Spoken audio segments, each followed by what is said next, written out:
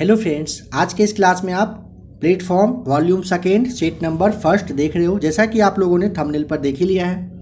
देखिए, आप लोगों में से जो भी लोग नए होंगे और जो पहले से चैनल से जुड़े हुए हैं, अगर आप तैयारी कर रहे हो, आप 5 मिनट दीजिएगा। थोड़ा सा आपको कुछ बताना है और कुछ आप समझने की कोशिश करिए। देखिए, सबसे पहले आप इस बात को समझ लीजिएगा कि बिहार सचिवालय का आपका डेट दिया जा चुका है और बहुत ही जल्द बिहार सचिवालय का इंटर लेवल का जो आपका वैकेंसी है वह भी आने वाला है। अगर आप अपना एक सीट पक्का करना चाहते हो बिहार एसएससी में, तो अभी से आपको आपका जो एग्जामिनेशन डेट के अकॉर्डिंग अगर आप देखोगे तो 60 डेज आपके पास पूरा अच्छे से बचा हुआ है। अच्छे से मतलब पूरा अच्छे से बचा हुआ है। कितना डेज? तो 60 बस बचा हुआ है। क्यों? क्योंकि समझिए, अभी बहुत ही जल्द फेस्टिवल आपका स्टार्ट हो चुका है और काफ़ी कुछ फेस्टिवल अभी आने वाला है, तो काफ़ी सारा टाइम आपका उसमें बर्बाद होगा। आप चाहें या ना चाहें, टाइम तो आपका जाएगा ही जाएगा। 60 दिन अगर आप अभी से अच्छे से तैयारी करेंगे, अभी भी आपके पास एक तरह से मानिए कि टाइम बहुत हद तक आपका निकल चुका है। फॉर्म जब से भराया है तब से अभी तक में काफ़ी टाइम आपका बीत चुका है। आप लोगों में से जो लोग तैयारी प्रॉपर वे में कर रहे होंगे, उनके लिए तो कोई टाइम बीतने का बात ही नहीं है। बट काफ़ी लोग ऐसे होंगे जिन्होंने फॉर्म भरने के बाद अपने आप को काफ़ी रिलैक्स फील किया होगा और आराम से आप अभी थोड़ा बहुत पढ़ाई कर पा रहे हैं। तो अगर आपको एक सीट पक्का करना है, इस 60 दिनों का यूज आप अच्छे से कर लीजिए। अगर अच्छे से करते हैं तो यकीन मानिए आपका एक सीट कंफर्म होना तय है, कोई रोक नहीं सकता है। बट अगर आप स्लो पढ़ाई करेंगे, एक होता है ना कि पढ़ाई कर भी रहे हैं नहीं भी कर रहे हैं, उस तरह की कंडीशन में अगर आप रहेंगे तो आप ना इधर के रहेंगे ना उधर के रहेंगे। उससे अच्छा है कि आप तैयारी करना छोड़ दीजिए। अगर रियल में आपको तैयारी करना है, एक सीट निकालना है, तो एक भी मिनट आप बर्बाद नहीं करेंगे अभी के और आज के बाद। आप कहीं भी क्लास जाते हैं, टेस्ट लगाते हैं, ऑनलाइन टेस्ट लगाते हैं, जहां भी लगा रहे हैं वहां अच्छे से लगाइए। एक एक क्वेश्चन को अच्छे से देखिए, समझिए।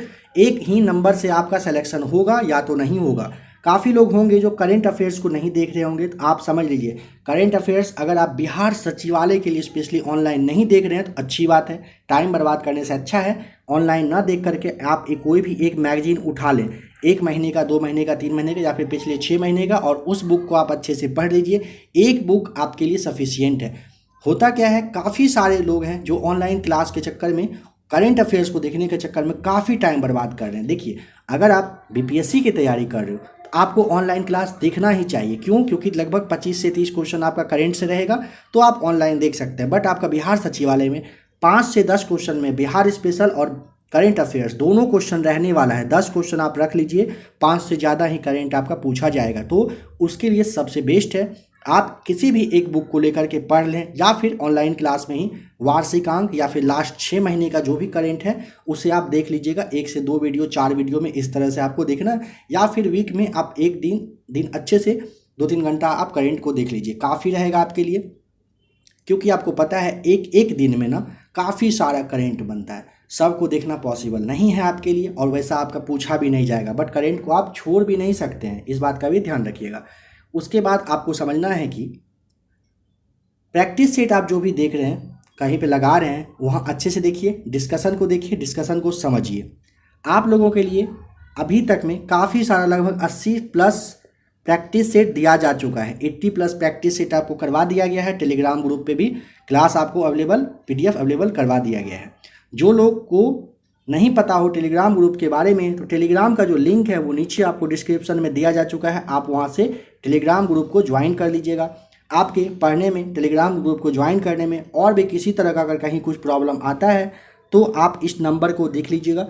आप चाहें तो इस नंबर पर मैसेज करिएगा, कोशिश करिएगा इस नंबर पर आप मैसेज ही करने का, ठीक है। 9576843550 आप ही लोगों के सुविधा के लिए यह नंबर दिया जा रहा है। कुछ भी प्रॉब्लम आए तो कोशिश करिएगा मैसेज करने का।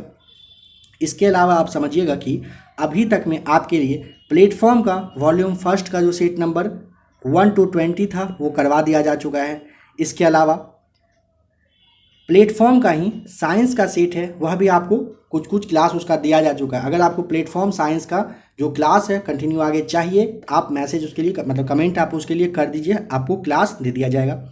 स्पीडी साइंस आपको करवाया जा चुका है, काफ़ी सारा स्पीडी का आपको सीट वगैरह दिया जा चुका है। स्पीडी साइंस आपके बेस के लिए और आपके एग्जाम के लिए काफ़ी अच्छा है। साथ ही साथ क्राउन पब्लिकेशन का टोटल 15 सीट था, क्राउन आपको करवा दिया गया है, जो कि आपका बिहार सचिवालय के लिए था। साथ ही साथ क्राउन का आप लोगों के लिए MCQs का क्लास 2 क्लास अभी तक में दिया जा चुका है आज, यानी कि आप 12-13 अक्टूबर के डेट में आपके लिए 2 क्लास अभी तक में आया है मास्टर वीडियो। अगर आपने उसे नहीं देखा है तो आप देखिए, आपके एग्जामिनेशन के लिए ही उसे बनाया गया है और काफ़ी ज़्यादा आपको हेल्प मिलेगा वहाँ से। इसके अलावा समझिए, किरण का 10+ सेट आपको दिया जा चुका है, एमबी पब्लिकेशन का भी 10+ सेट दिया जा चुका है, स्पार्क वॉल्यूम सेकेंड में टोटल 25 सेट है, जिसमें से कि 10-12 सेट आपको उसका भी दिया जा चुका है। टोटल अगर आप देखेंगे लगभग आपको 80+ सेट दिया जा चुका है। अब देखिए यहाँ पे आप ये समझिए, ये जो बात आपको बताई गई कि 80+ सेट आपके लिए अवेलेबल है, वो आपके लिए है, आप उसे देख लीजिएगा। अगर आपको चैनल अच्छा लगे सब्सक्राइब करिएगा, ज़रूरत ना लगे सब्सक्राइब मत करिए, क्लास को देखिए, क्लास अच्छा लगे तो लाइक करिएगा, नहीं मन हो तो मत करिएगा। अभी के बाद आपको खास करके चैनल के बारे में सब्सक्राइब करने, लाइक वगैरह करने को नहीं कहा जाएगा। जो लोग इस क्लास को देखेंगे वो समझेंगे, अगर आपको अच्छा लगे तो जो ठीक लगेगा आप वो करिएगा। बट जो ये सेट आपको 80+ बताया गया, इसे आप ज़रूर देख लीजिए, आपके अच्छाई के लिए इस चीज़ को कहा गया है। बिहार सचिवालय की तैयारी अगर प्रॉपर वे में अच्छे से करना है आप कमेंट करके बताइएगा। अगर आपका एनर्जी अच्छा है, आप तैयारी करना चाहते हैं, तो 60 डेज का आप समझिए कि क्रैश कोर्स के जैसा, क्रैश कोर्स जो होता है उसके जैसा सेट आएगा। काफ़ी ज़्यादा सेट और काफ़ी कुछ जो आपके एग्ज़ाम में बेस्ट रहेगा वो आपको करवाया जाएगा। अगर आप क्लास चाहते होंगे तो आप कमेंट करके बताइएगा, आपको उस तरह का क्लास अवेलेबल करवा दिया जाएगा। ठीक है, देखिए क्वेश्चन नंबर फर्स्ट से आप देखिए समझिएगा। नंबर फर्स्ट है कि कह रहा है कि बिहार, चलिए बताइए, बिहारी पंचायती राज अधिनियम 2006 के अनुसार ग्राम सभा की बैठक की गणपूर्ति के लिए कितने सदस्यों का होना अनिवार्य यानी कि कंपलसरी होता है। देखिए ऑप्शन नंबर आपका बी राइट आंसर हो जाएगा, कुल सदस्यों का 20वां भाग यहाँ पे हो जाएगा आपका राइट आंसर। देखिए आप लोगों में से कुछ ऐसे भी लोग हैं जिनका कि जो मीडियम है वो इंग्लिश रहा है, ठीक है, और उनको इस क्लास को देखने में प्रॉब्लम होता है। ठीक है, देखिए आपके लिए इंग्लिश में प्रैक्टिस सीट वगैरह लाना पॉसिबल नहीं है, इस बात को आप समझ लीजिए। एक होता है ना कि धोखे में रखना, वैसा नहीं है, आप समझ लीजिए कि इंग्लिश में लाना थोड़ा दिक्कत होता है, पॉसिबल नहीं है। अगर आपको इंग्लिश में सेट वगैरह देखना हो तो ऑनलाइन आप बुक परचेज कर लीजिए, या फिर आपके नज़दीकी जो भी बुक स्टोर है, बहुत सारा सेट है जो इंग्लिश में अवेलेबल है, आप उसे ले लीजिए, ऑनलाइन आप परचेज करिए। आपको नंबर दिया जा चुका है, अगर कुछ और प्रॉब्लम आता है तो आप मैसेज करिएगा या फिर कमेंट करिएगा, कोशिश की जाएगी आपका सॉल्यूशन करने का। ठीक है, और आप इसे देखिए, कोशिश करिए देखकर समझने का। चलिए बताइए कि हाँ, तो अभी आपने देखा कुल सदस्यों का 20वां भाग होता है, राइट आंसर हो जाएगा। नंबर सेकेंड बताना है कि रॉकेट नोदन किस वैज्ञानिक सिद्धांत पर है जो आधारित है। ऑप्शन नंबर आपका यहाँ पे बी हो जाएगा राइट आंसर, न्यूटन के तीसरे नियम पर यह आधारित है। समझिए न्यूटन के तीसरे नियम के अनुसार क्या होता है ना कि कोई वस्तु पर लगाया गया जो क्रिया बल होता है ना, वस्तु द्वारा विपरीत दिशा में लगाया गया प्रतिक्रिया बल के ये बराबर हो जाता है। ऑप्शन नंबर आपका यहाँ पे बी राइट आंसर है। नंबर थर्ड है, लॉर्ड कर्जन ने बंगाल के विभाजन की घोषणा की थी, कब की थी ये आपको बताना है। ऑप्शन नंबर जो सी है आपका राइट आंसर हो जाएगा। आपको पता होगा बंगाल विभाजन की जो घोषणा है 1905 में की गई थी, और बंगाल विभाजन के विरोध में 7 अगस्त यानी कि 7 अगस्त 1905 यानी कि 1905 ईस्वी को कलकत्ता का जो टाउन हॉल है वहीं पर स्वदेशी आंदोलन की घोषणा की गई थी। बंगाल विभाजन के बारे में थोड़ा सा आप समझ लीजिएगा कि बंगाल विभाजन 16 अक्टूबर 1905 से बंगाल विभाजन को मतलब कहिए कि लागू कर दिया गया था, और इसी दिन बंगाल में पूरे शोक दिवस के रूप में मनाया गया था।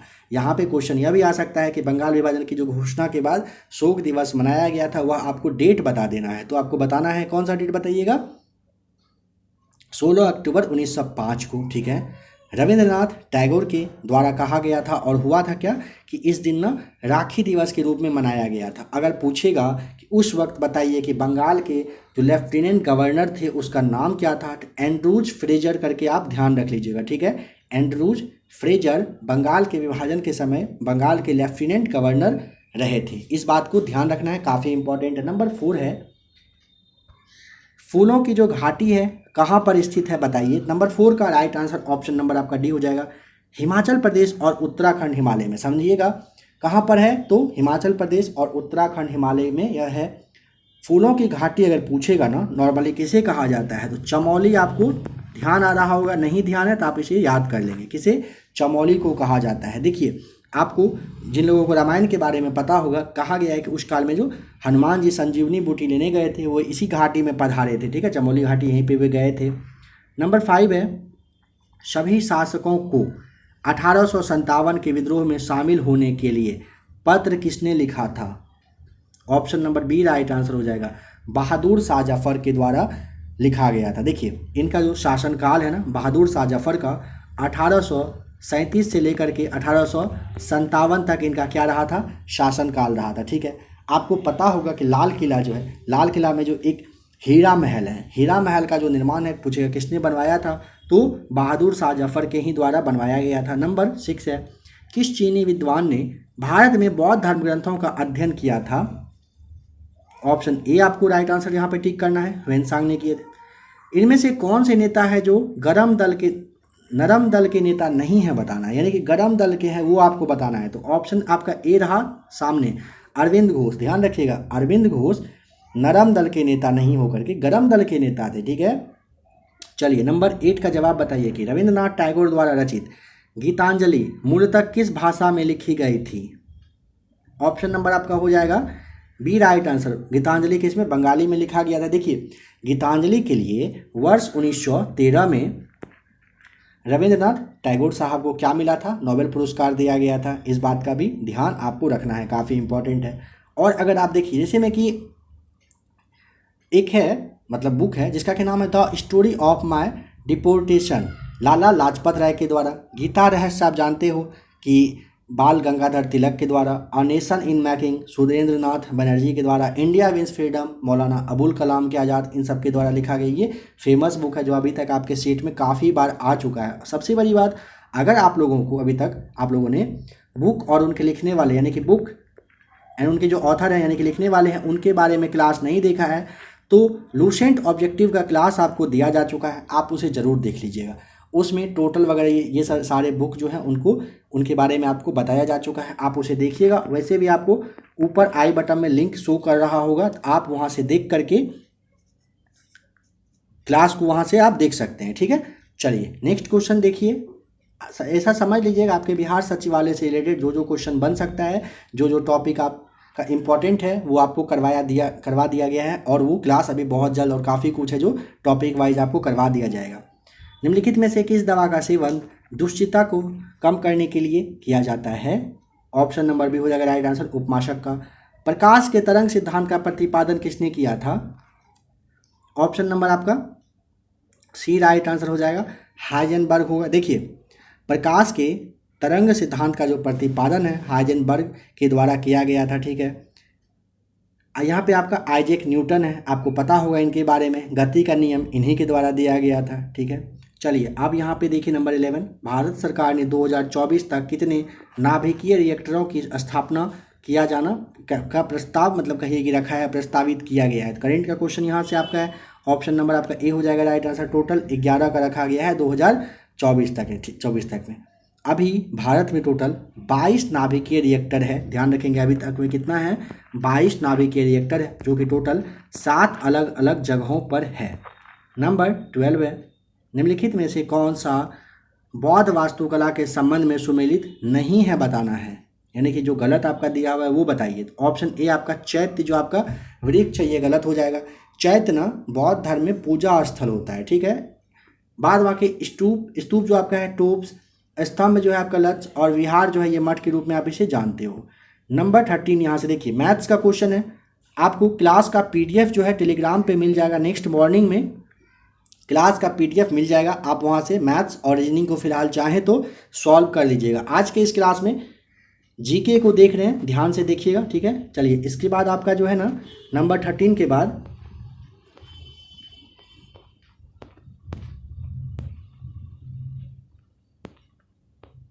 नंबर 26 पे आ जाइए। कह रहा है क्या कि एक वस्तु को एक अवतल लेंस के मुख्य अक्ष पर उसके प्रकाशित केंद्र यानी कि केंद्र के बारे में कह रहा है, केंद्र और अनंत के बीच में स्थित एक बिंदु पर रख दिया जाता है। बताइए कि प्रतिबिंब कहाँ पर बनेगा, कैसा बनेगा? काफ़ी इंपॉर्टेंट क्वेश्चन है, बताइए क्या होगा यहाँ पे आपका राइट आंसर। तो देखिए ऑप्शन नंबर आपका बी हो जाएगा, सीधा और छोटा बनता है। अवतल लेंस में वस्तु को अनंत और प्रकाशित केंद्र के बीच में रखने पर प्रतिबिंब सीधा और छोटा बनता है। ठीक है, ध्यान रखेंगे। यहाँ पे आपका एक क्वेश्चन और है, शायद एक क्वेश्चन, हाँ नंबर देखिए 23 है, इसे भी आप देखिए। पहले कह रहा है कि हमारे घरों में इन तीनों में से कौन सा ऑप्शन सही है। जहाँ भी आपको ज़्यादा टाइम चाहिए होगा आप क्लास को आराम से रोक लिया करेंगे। देखिए, हमारे घरों में सभी उपकरण मुख्य आपूर्ति से समानांतर क्रम में जुड़े होते हैं। सही बात है, सभी उपकरण मुख्य आकृति श्रेणी क्रम में होता नहीं है, समानांतर क्रम आपको ध्यान रखना है। और थर्ड में है कि एसी की आपूर्ति 50 हर्ट्ज की आवृत्ति पर की जाती है। सही है, पहला और तीसरा ऑप्शन सही है। तो ऑप्शन नंबर आप यहाँ पे सी को आराम से टिक कर देंगे, राइट आंसर है। देखिए, घर में जो विद्युत धारा दिया जाता है ना, समझ लीजिएगा, घर में दिया जाना जो धारा 220 वोल्ट होता है, इसकी जो एसी धारा, ये एसी धारा होती है और इसकी आवृत्ति अगर पूछेगा तो 50 हर्ट्ज आपको ध्यान रखना है। चलिए, अब अभी आपने 26 देख लिया, अब 27 देखिए। बताइए कि 250 ग्राम ग्लूकोज में उपस्थित ऑक्सीजन परमाणुओं की संख्या कितनी होती है। ऑप्शन नंबर बी हो जाएगा राइट आंसर, याद कर लेंगे। 50.2 × 10⁻23 आपका राइट आंसर हो जाएगा। बताइए नंबर 28 की निम्नलिखित में से किस पदार्थ को पुनः चक्रण नहीं किया जा सकता, यानी कि रिसाइकल जिसे आप कहते हो, या नहीं किया जा सकता है। तो जानते हैं आपके कांच, धातु, प्लास्टिक को किया जा सकता है, बट लकड़ी को नहीं किया जा सकता है। ठीक है, कोयला बन जाता है, उसके बाद आप इसका यूज नहीं कर सकते। बाद बाकी कांच है, प्लास्टिक है, धातु है, इन सबको आप फिर से कुछ मतलब यूज करके कुछ बना सकते हो, कहने का ये मतलब है। और देखिए, रुक्मणी जो प्रकाशन है, अगर आप चाहें तो आपके लिए टेस्ट सीरीज भी दिया हुआ है। तो आप चाहें तो प्ले स्टोर से इसे डाउनलोड कर लीजिएगा, इस एप्लीकेशन को, और यहाँ से आप सेट लगा सकते हैं। प्रैक्टिस सेट वगैरह शायद दिया हुआ है, तो आप उसे देख लेंगे। नंबर 30 है, निम्नलिखित में से कौन सी अजैव निम्नीकरणीय वस्तु है।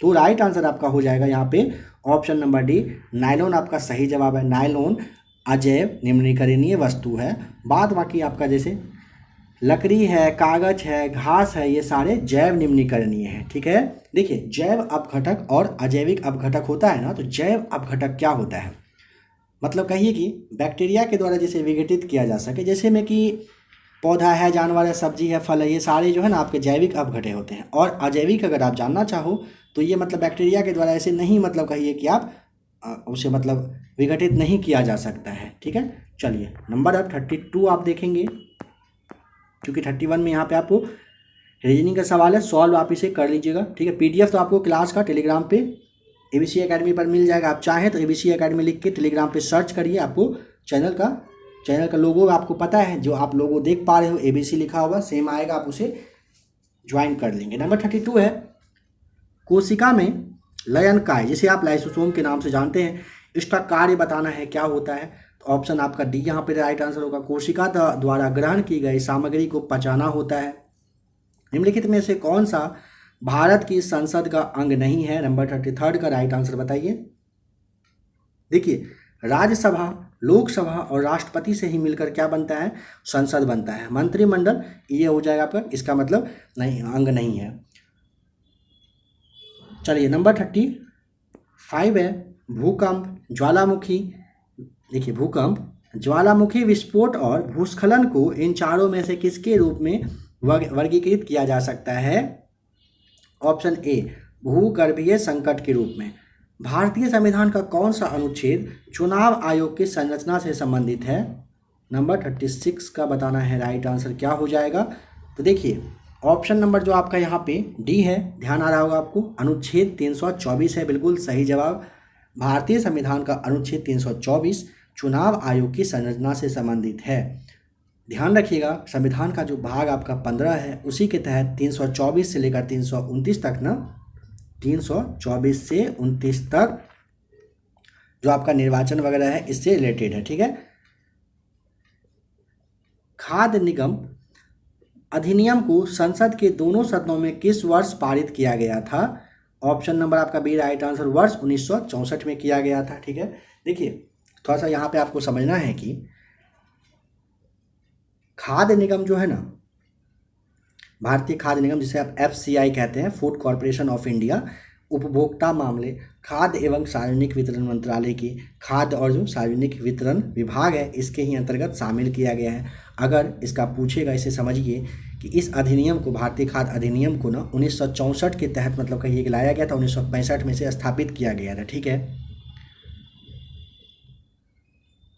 चलिए नेक्स्ट क्वेश्चन नंबर 38 देखिए, भारतीय राष्ट्रीय कांग्रेस का कराची अधिवेशन वर्ष कितना में आयोजित किया गया था और इसकी अध्यक्षता किसने की थी? अच्छा क्वेश्चन है, बताइए। तो ऑप्शन नंबर आपका यहाँ पे सी हो जाएगा, वर्ष 1931 में स्थापना, और सरदार वल्लभ भाई पटेल जो हैं ये इसके अध्यक्ष रहे थे। ठीक है, देखिए इसी अधिवेशन में ना पहली बार कांग्रेस ने मौलिक अधिकार और राष्ट्रीय आर्थिक कार्यक्रम के संबंध का जो प्रस्ताव है वो पारित किए थे। कुछ कुछ बात और समझिएगा इस अधिवेशन में क्या क्या हुआ था। तो देखिए 1931 में ना भारतीय राष्ट्रीय कांग्रेस के कराची अधिवेशन में मतलब ऐसा कहिए कि गांधी जी के द्वारा एक बात कहा गया था, पता है क्या? वो ये है कि गांधी मर सकता है, गांधीवाद नहीं मर सकता है, ये कहा गया था यहीं पर। ठीक है, 1931 के कराची अधिवेशन में। चलिए यहाँ पे अच्छा नंबर 39 जो है आपका सॉल्व कर लीजिएगा इसे। ठीक है, चलिए 40 देखिए, बताना है कि गंगा नदी प्रदूषण के उन्मूलन हेतु भारत सरकार ने किस वर्ष गंगा कार्य योजना यानी कि चरण जो फर्स्ट है ये पेश किया था?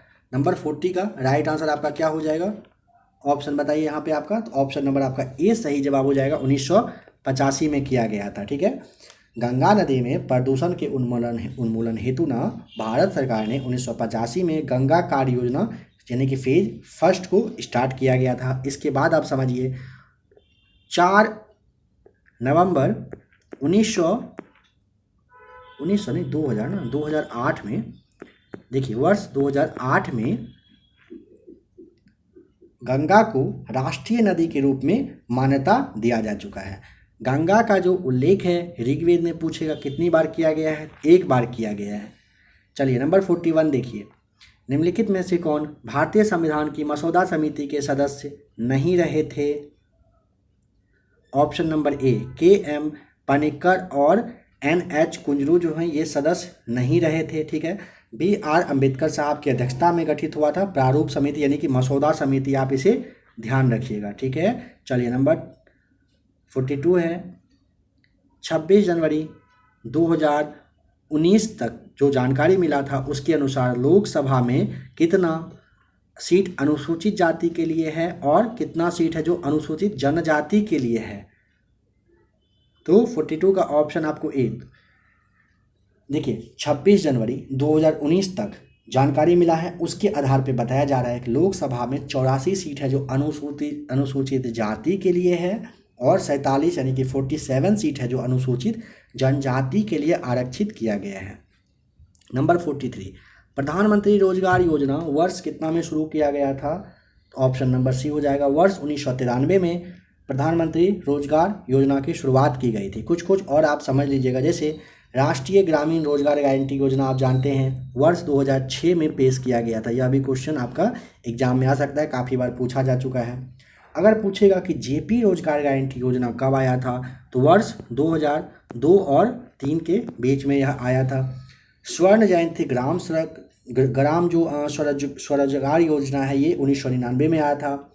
रोजगार आश्वासन योजना 1993 में आया था और नेहरू रोजगार एक आया था, वो आपका 1989 में आया था। ठीक है, नेहरू रोजगार योजना और जवाहर जो रोजगार योजना है दोनों आप समझ लीजिए कि 1989 में यानी कि 1989 में ही एक साथ यह आया था।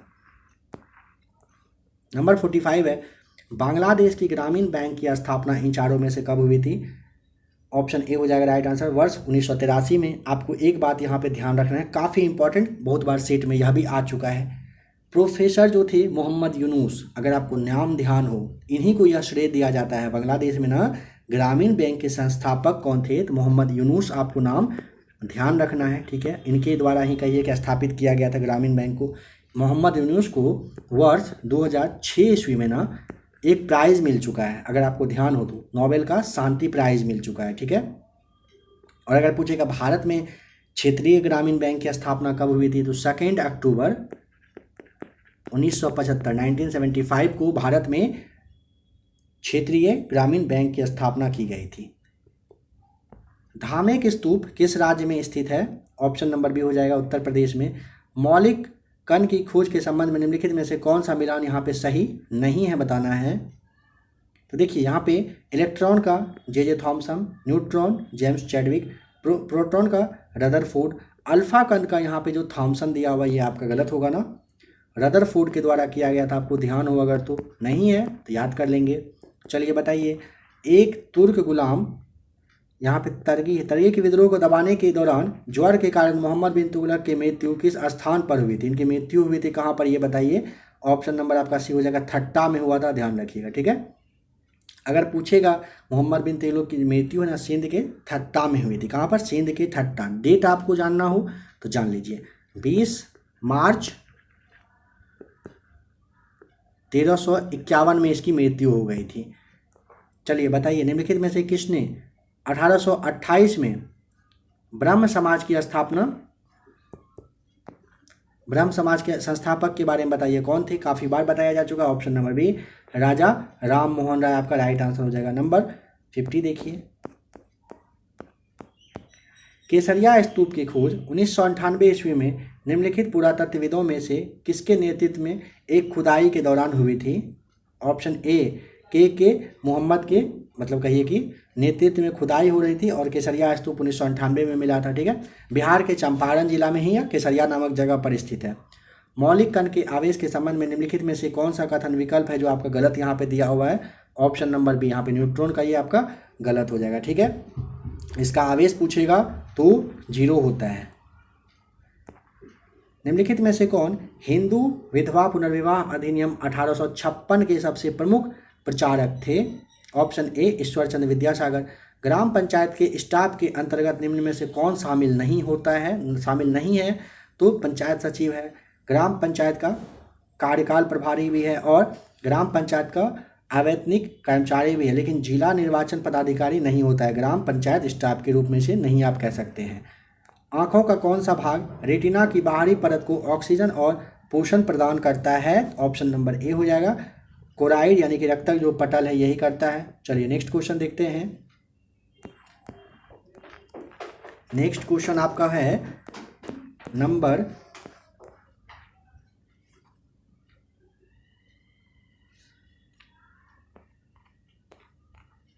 आइए नंबर 70 के आसपास।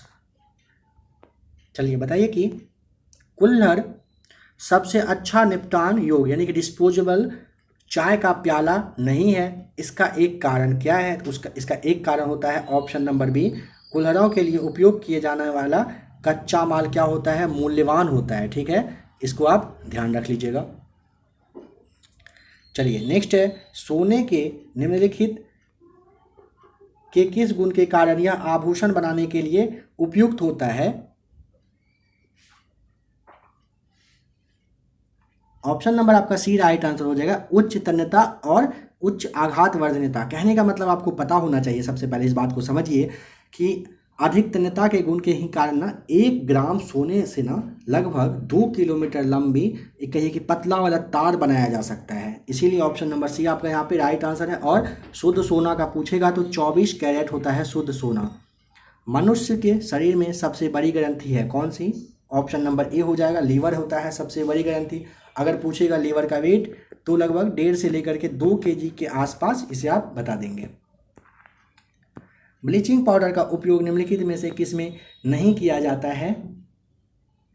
उद्योग में ऑक्सीकरण अभिकर्मक के रूप में किया जाता है, कपड़ा उद्योग में कपास के विरंजक में किया जाता है, जल के शुद्धिकरण के लिए भी करते हैं, लेकिन पानी की अस्थायी कठोरता को दूर करने के लिए ब्लीचिंग पाउडर का यूज नहीं किया जाता है। ब्लीचिंग पाउडर यानी कि CaOCl2 जो होता है मतलब पानी की अस्थायी कठोरता को दूर करने के लिए नहीं किया जाता, ठीक है। जल के शुद्धिकरण के लिए कहेगा तो ब्लीचिंग पाउडर का यूज आप करते हो। अगर कहेगा कि जल की अस्थायी कठोरता क्यों, तो उसमें ना घुले हुए जो कैल्शियम है, मैग्नीशियम है, सल्फेट है, नाइट्रेट है और जो क्लोराइड होता है, इन्हीं लवणों के कारण से होता है, ठीक है।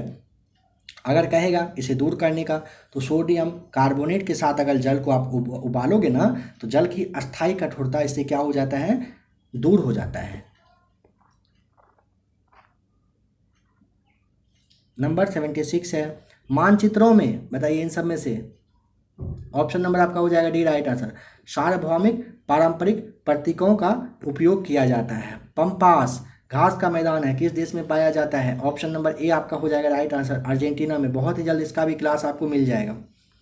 भारत का निम्न में से कौन सा राज्य सर्दियों में बाढ़ का सामना करता है?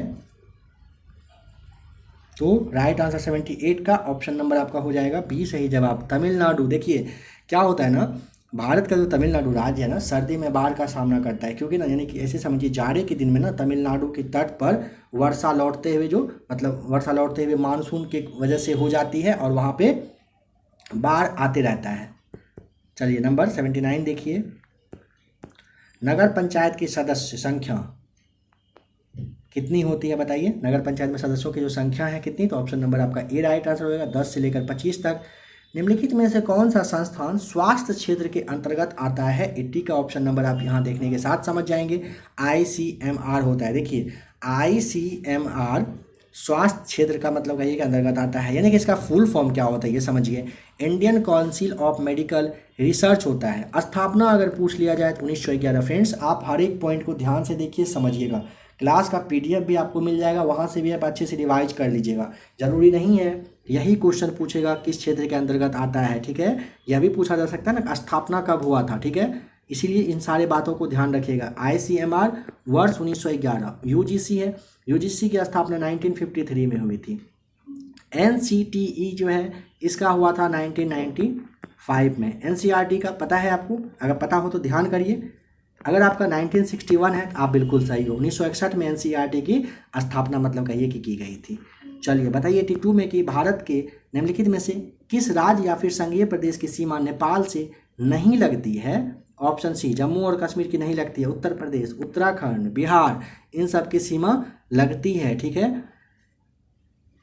पश्चिम बंगाल भी है, उसे भी ध्यान रखेंगे, ठीक है। और एक बात समझिए कि नेपाल और ब्रिटिश के बीच में एक संधि हुई थी, अगर आपको ध्यान हो तो। संधि कौन सा था? सुगौली की संधि, ठीक है। सुगौली की संधि नेपाल और जो ब्रिटिश है इनके बीच में वर्ष 1816 में किया गया था, ठीक है। मतलब सीमा का गठन एक तरह से कहिए कि किया गया था। और आपको पता होना चाहिए भारत और नेपाल एक ऐसा देश है जो मतलब कहिए कि मतलब कहीं पे भी कभी भी किसी भी लाइन पे एक दूसरे के लोग जो है क्रॉस कर जाते हैं, मतलब इतना एक तरह से कहिए कि अच्छा ही वहाँ का मतलब माना जाता है। निम्न में से कौन सा भारत के निर्वाचन आयोग का कर्तव्य नहीं है बताइए? तो देखिए आपको पता है ना कि राज्य में जो निर्वाचन होता है वो लोग इनके द्वारा निर्वाचन आयोग के द्वारा नहीं किया जा सकता है, ठीक है।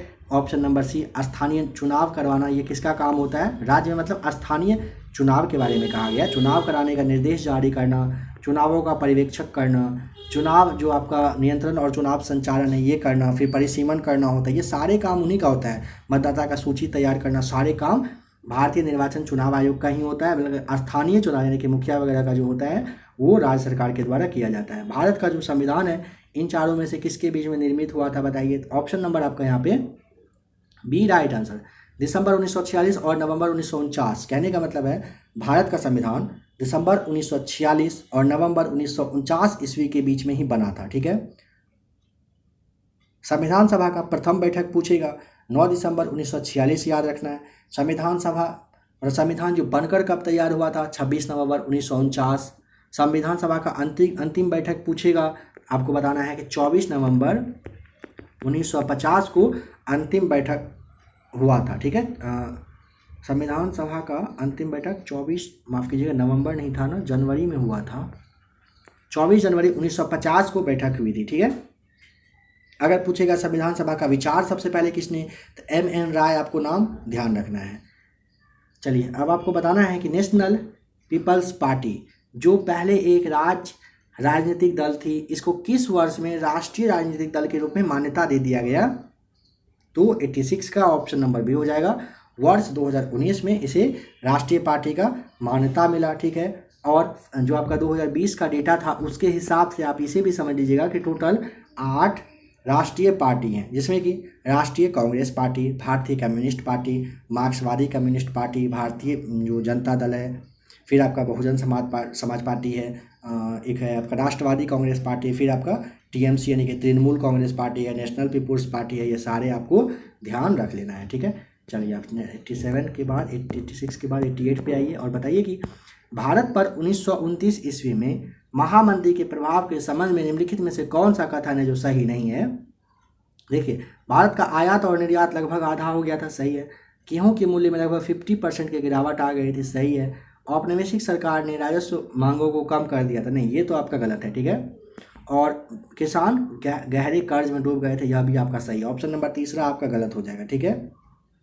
चलिए बताइए कि निम्न में से कौन सा नेपाल में हुए लोकप्रिय संघर्षों में से शामिल नहीं है। तो ऑप्शन नंबर आपका देखिए, लोकतंत्र आंदोलन, 1951 का आंदोलन, जन आंदोलन, ये सारे थे। और ऑप्शन नंबर सी, स्वराज आंदोलन नहीं थे, ठीक है। मानव विकास सूचकांक निम्न में से किस अंतर्राष्ट्रीय संस्था द्वारा प्रकाशित किया जाता है? किसके द्वारा प्रकाशित किया जाता है? क्लास आपको करेंट अफेयर्स का दिया जा चुका है, चाहे तो आप उसे ही देख लेंगे। ऑप्शन नंबर सी, UNDP के द्वारा दिया जाता है मानव विकास सूचकांक, ठीक है। इसका स्थापना भी समझ ही लीजिए 1965 में किया गया था, ठीक है। चलिए नेक्स्ट क्वेश्चन देखिए, लोकतंत्र में निर्णय लेने की अभिलक्षणिक विशेषता इन चारों में से किसके मतलब किस पर है? ऑप्शन आप सी देखिए, निर्णयों के संबंध में जनता के लिए पारदर्शिता है, ठीक है। नंबर 92 है, चंगेज खां किस जनजाति से संबंधित था? ऑप्शन नंबर आपका डी हो जाएगा, मंगोली था, मंगोल का था, ठीक है। चंगेज खां मंगोल जनजाति से संबंधित था। चंगेज खां का जन्म 1162 ईस्वी में हुआ था। अगर पूछेगा धर्म इसका जरा सा बताइए तो कौन सा था, तो तेनगरी करके आपको ध्यान रखना है, इस धर्म के ये थे, ठीक है।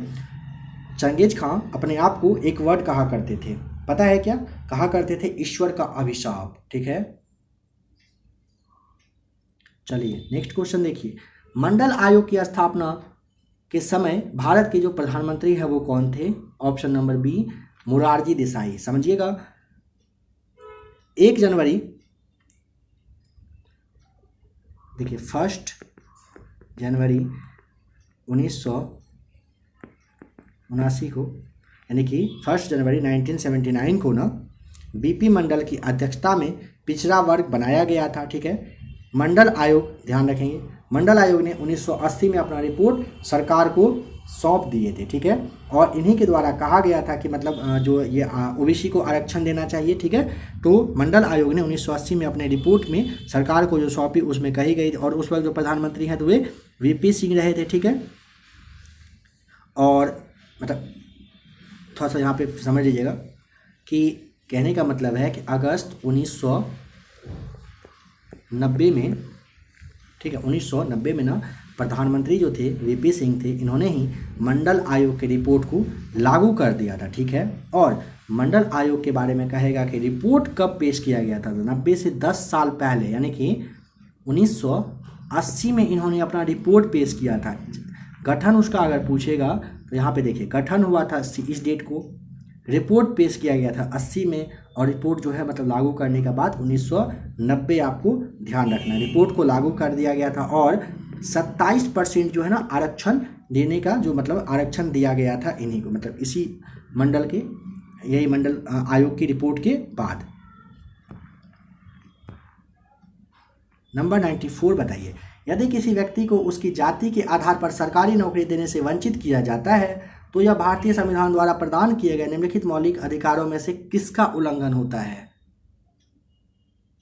ऑप्शन नंबर बी, अनुच्छेद 16 का होता है, ठीक है। देखिए ध्यान रखिएगा, अगर मतलब होता है ना कि जाति वगैरह के आधार पर अगर आप किसी को, अगर आपको कोई मतलब जॉब वगैरह देने से, नौकरी देने से, सरकारी नौकरी वगैरह से रिलेटेड अगर कुछ तरह का इस तरह का मतलब वंचित मतलब किया जाता है, हटा दिया जाता है, तो अनुच्छेद 16 का उल्लंघन माना जाता है। इसी के अकॉर्डिंग केस वगैरह या जो भी चलना होगा वो चलेगा।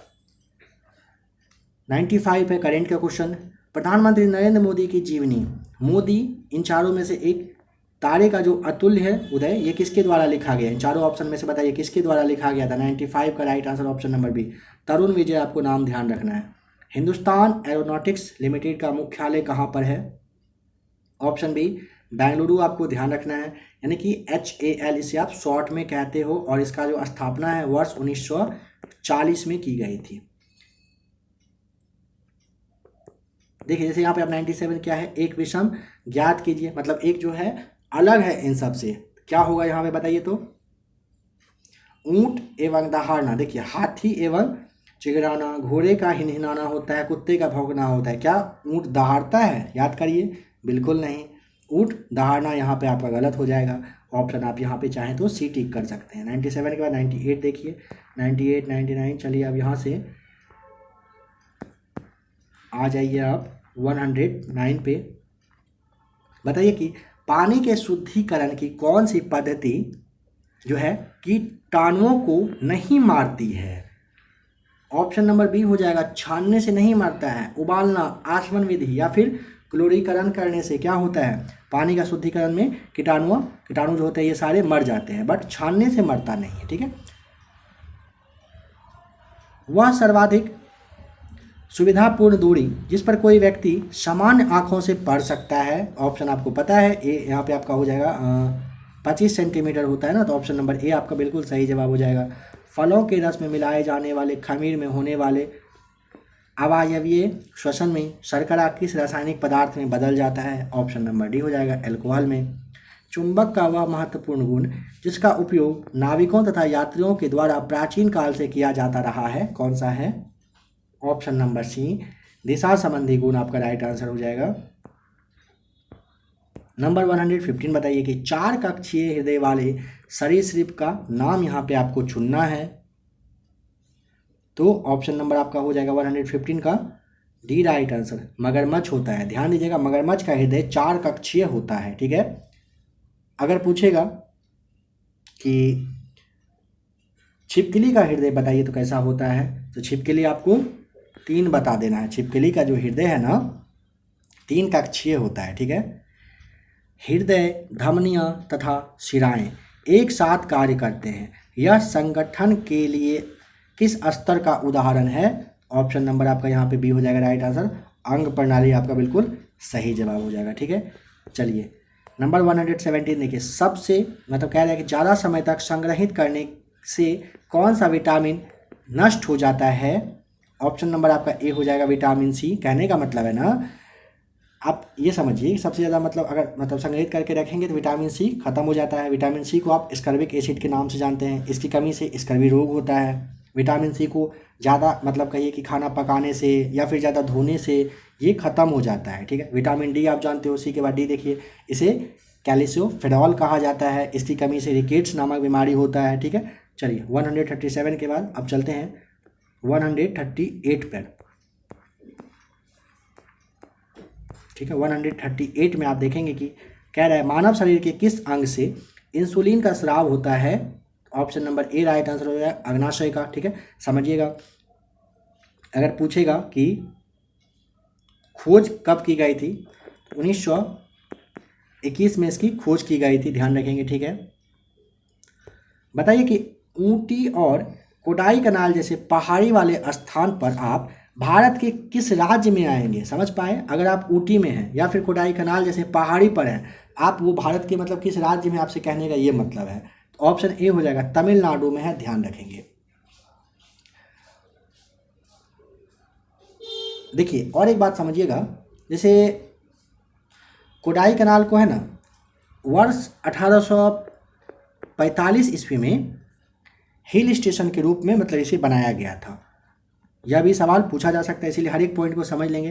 कह रहा है कि कौन सा अनुच्छेद भारत के संविधान में संशोधन की चर्चा करता है। ऑप्शन नंबर आपका सी हो जाएगा, अनुच्छेद 368 संविधान में संविधान संशोधन की चर्चा करता है। ठीक है, नर्मदा नदी का उद्गम स्थल बताना है कहाँ पर। ऑप्शन ए नर्मदा नदी का उद्गम स्थल ऑप्शन नंबर ए हो जाएगा अमरकंटक में है। चलिए नेक्स्ट क्वेश्चन बताइए कि भारत ने अपना पहला क्रिकेट विश्व कप कब जीता था। काफ़ी अच्छा क्वेश्चन है, बताइए तो देखिए भारत ने पहला अगर पूछेगा तो वर्ष 1983 में हो जाएगा।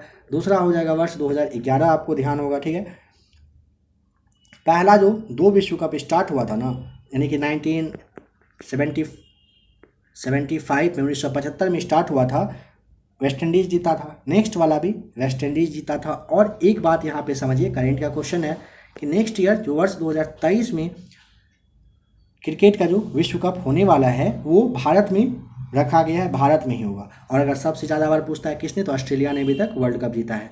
उदयगिरी और खंडगिरी गुफाएं कहाँ पर स्थित है। Option number B right answer हो जाएगा, उड़ीसा में है। समझिए, उदयगिरी और खंडगिरी गुफाएं उड़ीसा में है।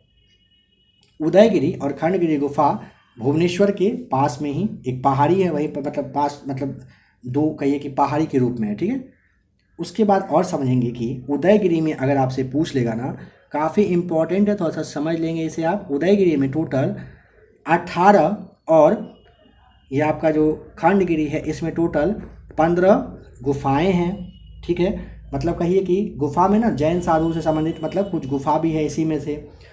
उदयगिरी गुफा में ना रानी गुफा काफ़ी ज़्यादा फेमस है, ध्यान रखेंगे। उदयगिरी गुफा में अगर पूछेगा कहाँ पर यह मतलब रानी गुफा कहाँ पर, तो उदयगिरी गुफा में ही यह है जो काफ़ी ज़्यादा फेमस है।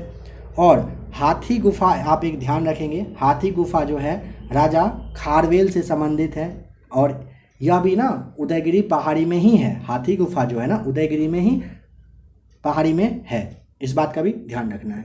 चलिए नेक्स्ट क्वेश्चन नंबर 145 देखिए। भूदान आंदोलन के प्रवर्तक का नाम बताइए, कौन थे? तो ऑप्शन नंबर आपका हो जाएगा D right answer, Vinoba Bhave. Bharat के द्वितीय राष्ट्रपति का नाम आपको बताना है। देखिए भूदान आंदोलन से आप एक दो बात को समझ लेंगे, काफ़ी ज़्यादा मतलब इंपॉर्टेंट यह भी रहता है, यहाँ से क्वेश्चन बनकर आता ही है। तो विनोबा भावे जो है ना, इनका पूरा नाम अगर आपसे पूछेगा विनायक दामोदर भावे, ध्यान रखना है। भूदान आंदोलन वर्ष 1951 में 1951 में शुरुआत इसकी की गई थी। कहाँ से? एपी यानी कि आंध्र प्रदेश से इसकी शुरुआत की गई थी, ठीक है। भारत के कह रहा है क्या द्वितीय राष्ट्रपति का नाम ना, तो क्या बताया जाएगा? Option number B S Radhakrishnan थे। कब से कब तक रहे थे? 1962 से 67 तक, यानी कि 1962 से लेकर 67 तक भारत के ये राष्ट्रपति पद पर बैठे रहे थे। इन सारे पॉइंट्स को भी आपको ध्यान रखना है। तो फ्रेंड्स अभी आपका जीके का जो पोर्शन था वो कंप्लीट हो चुका है, यानी कि बिहार सचिवालय प्लेटफॉर्म वॉल्यूम सेकेंड का सेट नंबर फर्स्ट आपको आज करवा दिया गया है। आशा करता हूँ क्लास अच्छा लगा होगा। आप अपना तैयारी यानी कि बिहार सचिवालय का तैयारी काफ़ी अच्छे से करिए। कोई प्रॉब्लम आए आप कमेंट करिए, नंबर दिया जा चुका है, आप मैसेज करिए। क्राउन लूसेंट का जो सेट आएगा उसे आप ज़रूर देख लीजिएगा, आपके लिए काफ़ी ज़्यादा इम्पोर्टेंट वो रहेगा। अगर आपको प्लेटफॉर्म का ही साइंस का जो क्लास है वो कंटिन्यू चाहिए होगा, साइंस का एसपीटी का, तो आप कमेंट करके बताइएगा। अगर आपको क्लास चाहिए होगा तो वह क्लास भी आपके लिए अवेलेबल करवा दिया जाएगा। और हर दिन कोशिश की जाएगी शाम के 6 बजे यानी कि 6 PM में कोशिश की जाएगी आज से आपके लिए हर दिन एक सेट जरूर आ जाए, कम से कम एक सेट आ ही जाए। एग्जाम पास आते जाएगा, सेट का संख्या आपके लिए बढ़ता जाएगा, ठीक है। चलिए मिलते हैं बहुत ही जल्द एक और नए क्लास के साथ।